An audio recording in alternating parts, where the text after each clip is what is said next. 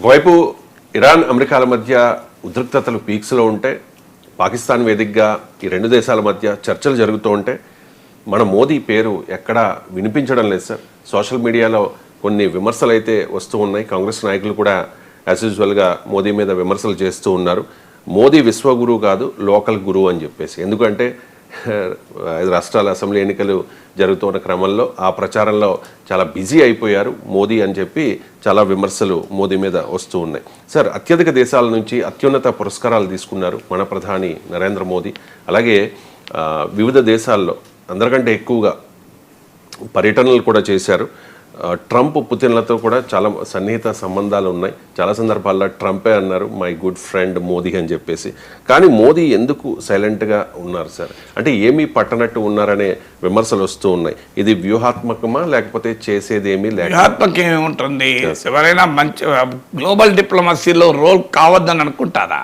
So అది ఫండమెంటల్గా ఏంటంటే foreign పాలసీలో లోపం. మొదటిది ఏంటంటే ఈ ఈవెంట్ మేనేజ్మెంట్ ద్వారా foreign policy global leader car.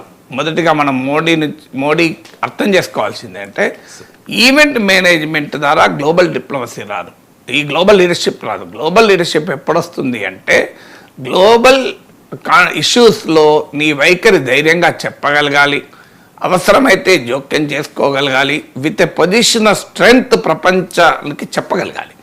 ఇది ఈవెంట్ మేనేజ్మెంట్ పైన మోడీ ఎక్కువ ప్రియారిటీ ఇస్తారు. అంటే అనేక దేశాలు పర్యటించడము, అక్కడ అత్యున్నత పురస్కారాలు మీరు అన్నట్లు తీసుకోవడం. ఇప్పుడు ఉదాహరణకు రష్యా నుంచి అత్యున్నత పురస్కారం తీసుకున్నాడు, ఉక్రెయిన్ నుంచి అత్యున్నత పురస్కారం తీసుకున్నాడు. రష్యా ఉక్రెయిన్ వాళ్ళు ఏమన్నా ఉందా? రోల్ లేదు.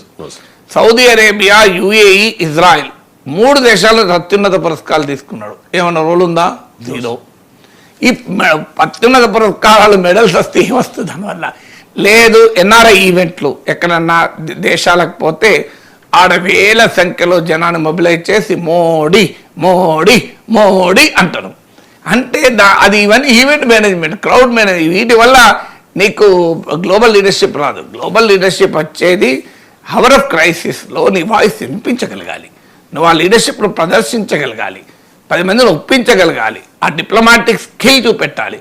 ఇది కాక నేను మోడీ మోడీ అని ఓవర్సీస్ బీజేపీతో ఆర్గనైజ్ చేయించి ఈ ఈవెంట్ మేనేజ్మెంట్ క్రౌడ్ పుల్లింగ్ వల్ల అవుతుందా? ఇది ఒకటి మొదటిది. రెండవది పర్సనలైజ్డ్ డిప్లొమసీ. అంటే పెద్ద నాయకులతో కరచాలనాలు చేసి ఆలింగనాలు చేసుకొని వాటి ఫోటోలు, మనకు అప్పుడప్పుడు ఫోటోలు కూడా వస్తాయి చూడండి. మనోడు ఆలింగనం చేసుకోవాలని చూస్తుంటాడు, వాళ్ళేమో రెస్పాండ్ కారు, మనోడు వెయిట్ చేస్తూ అంటాడు, వాళ్ళేమో ముందుకు రారు. ఇవన్నీ జరిగిన సందర్భాలు కూడా ఉన్నాయి. అంటే డిప్లొమసీ వల్ల గ్లోబల్ లీడర్షిప్ వస్తుంది. హగ్లమసీ అంటారు దీన్ని. అంటే హగ్గులు కౌలించుకుంటుంటే రారు కదా, కౌలింపులతో కరచాలనాలతో మీరు గ్లోబల్ లీడర్షిప్ వస్తుందా? అందువల్ల పర్సనలైజ్డ్ డిప్లొమసీ. నాకేదో వ్యక్తిగతంగా Trump close, Jinping close, Putin close అంటే నడవదు. అంతర్జాతీయంగా you should show your strength.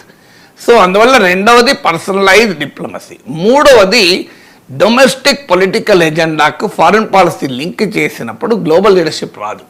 ఇప్పుడు మీకు ఇక్కడ ఎందుకు ఇజ్రాయిల్తో అంతగాగారంటే కేవలం యాంటీ ముస్లిం రెటోరిక్ ఇజ్రాయిల్ది కనుక ఆ యాంటీ ముస్లిం అనే భావన వల్ల దేశంలో లాభం పొందవచ్చనే తమ ఐడియాలజికల్ ఓరియంటేషన్తో ఫారిన్ పాలసీ నడిపాడు. ఎప్పుడు కూడా ఫారిన్ పాలసీ అనేది నేషనల్ ఇంట్రెస్ట్తో నడపాలి. మన సైద్ధాంతిక ఓరియంటేషన్తో ఫారిన్ పాలసీ నడిపితే లాభం లేదు. ఇప్పుడు చైనాకు అమెరికాకు ideological rivals, completely ideological rivals కదా. అంటే China communist country, America capitalist country. అయినా కూడా 1970 నుంచి ఇటీవల అమెరికాకు చైనా రైవల్ అయ్యేంత వరకు అమెరికా చైనా రిలేషన్స్ ఎంత అద్భుతంగా ఉండేవి. Even today China America the largest trading partners కదా. మరి ఎలా సాధ్యమైంది? ఐడియాలజికల్ హ్యాంగ్ ఓవర్తో సాధ్యం కాలే. ప్రాగ్మాటిక్గా ప్రపంచంలో ఆ రోజున్న పరిస్థితుల్లో కలవడం వల్ల ఉపయోగం 2 దేశాలకు కనుక్కున్నారు, కలిశారు. సో అందువల్ల మీకు ఐడియాలజికల్ ఓరియంటేషన్తో ఫారిన్ పాలసీ నడపద్దు. అది 4వది. 5వది ఏంటంటే సైలెన్స్ అనేది స్ట్రాటజిక్ కాదు. అది ఇట్ షోస్ యువర్ వీక్నెస్. కీలకమైన సమయాల్లో చెప్పగలగాలి. మీకు ఒక ఉదాహరణ చెప్తాను. ఇందిరాగాంధీ ఒకరోజు న్యూయార్క్ వెళ్ళారు. ఇందిరాగాంధీ న్యూయార్క్ వెళ్ళినప్పుడు అమెరికన్ మీడియా ఆమెను ప్రశ్నించారు.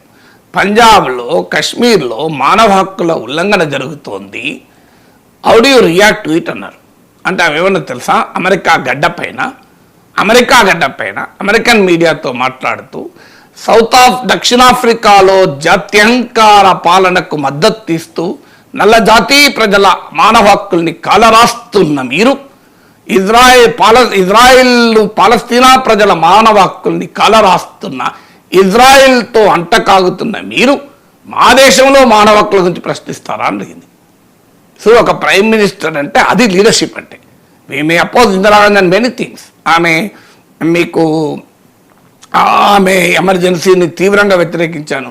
అమెరికా గడ్డ పైన అమెరికా చెంప చెల్లుమనేలా చెప్పగలిగింది.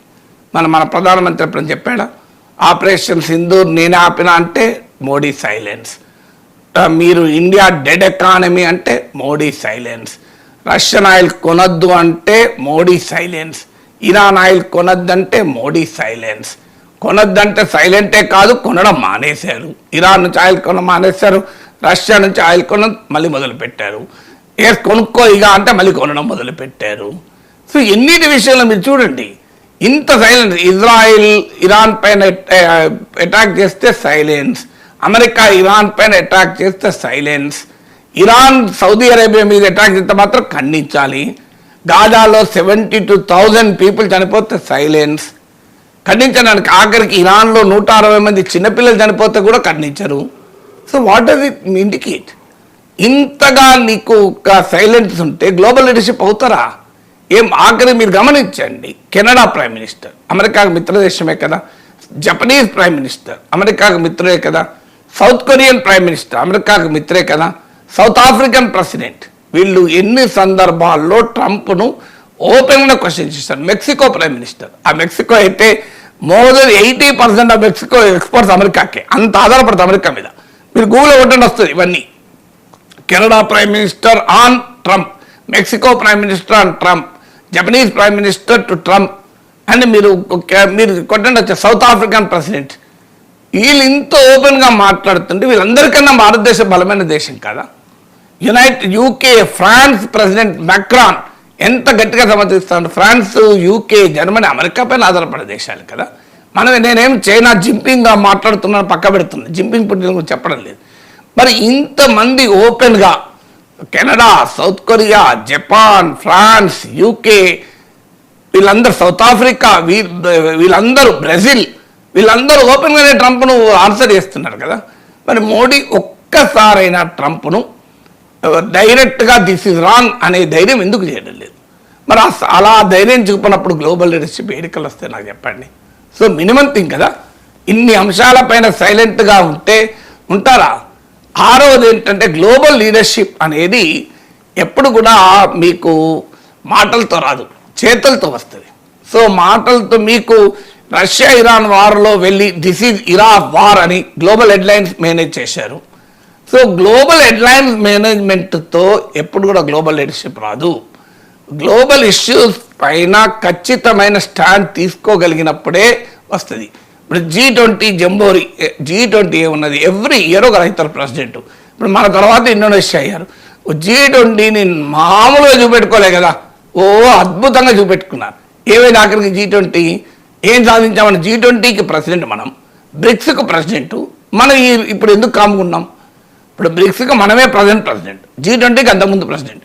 G20 శిఖరాగ్ర సభలు ఇండియాలో జరిగితే అసలు ప్రపంచానికి మనమే నాయకత్వం వహించినట్టు బిల్డప్ ఇచ్చారు. ఈ బిల్డప్తో గ్లోబల్ లీడర్షిప్ వస్తుందా నాకు చెప్పండి. సో మరి అలాంటప్పుడు ఎందుకు కామున్న G20 మించిన బాడీయే లేదు కదా.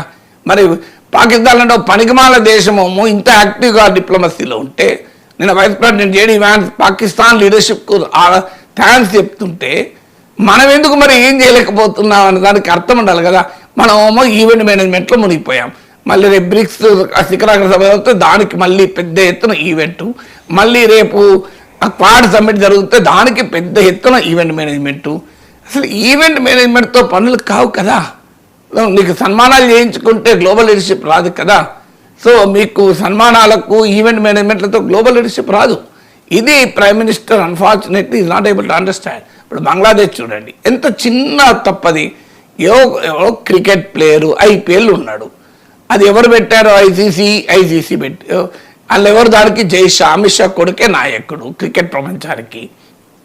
మరి ఐపీఎల్లో ఉంటే మామూలు అటాక్ కాదు, ఆఖరిగా బంగ్లాదేశ్ ప్లేయర్ పంపించారు. ఏం సాధించినట్టు? ఒక చిన్న కంట్రీ బంగ్లాదేశ్, ఓ చిన్న ఇష్యూ క్రికెట్ ప్లేయరు, దాని మీద అంత రభ చేసుకుని బంగ్లాదేశ్ ఆఖరికి మనం బాయ్కాట్ చేస్తాం ఇండియా అనే దశ తెచ్చుకోవాలా? ఒక లీడర్షిప్ అంటే ఏమన్నా మీరు కామన్ అండి. నిజంగా ఫ్రింజ్ ఎలిమెంట్స్ అల్లరి చేసినా కూడా ఒక స్టేట్స్మెన్ ఏమంటాడు? వాట్ నాన్ సెన్స్ ఇది, క్రికెట్ ఇస్ క్రికెట్. మీరు ఎందుకు దానికి మిగతా ఎందుకు లింక్ చేస్తున్నారు? బంగ్లాదేశ్ మీద మా ఫారెన్ పాలసీ మాకు ఉంటుంది అని. అక్కడ కాళిదాజీ యాంటీ ఇండియన్, ఆమె చనిపోతే వెళ్ళి శ్రద్ధాంజలి ఘటించి ఆమె కొడుకోమో మంచిగా లెటర్ రాసి, ఇక్కడ ఆఫ్టర్ ఆల్ క్రికెట్ ప్లేయర్ ఆయన పైన చర్యండి. పిచ్చుకల మీద బ్రహ్మాస్త్రాలు వేస్తే గ్లోబల్ లీడర్షిప్ వస్తుందా? పిచ్చుక కదా. సో అందువల్ల మనకు అర్థం కావాల్సింది అంటే ఒక పొజిషనల్ స్ట్రెంగ్త్తో నాయకత్వం ఉండాలి. Unfortunately India is a great నేషన్కు నాయకత్వం వహించే అతని ఫారిన్ పాలసీ వల్ల ఇవాళ ఈ పరిస్థితి వచ్చింది. లేకపోతే ఎంత అద్భుతమైన అవకాశం. నిజంగా ఆ చర్చలకు వేదిక ఢిల్లీ కావాలి. నరేంద్ర మోడీ చొరవతో ఈ యుద్ధం ఆగి ఉంటే నరేంద్ర మోడీ కూడా వన్ ద నోబెల్ ప్రైజ్ కదా. నిజంగా నోబెల్ ప్రైజ్ ఫర్ పీస్ కరువుడే ఎవడు? ఎంత భారతదేశానికి ఎంత గర్వకారణం ఉండేది.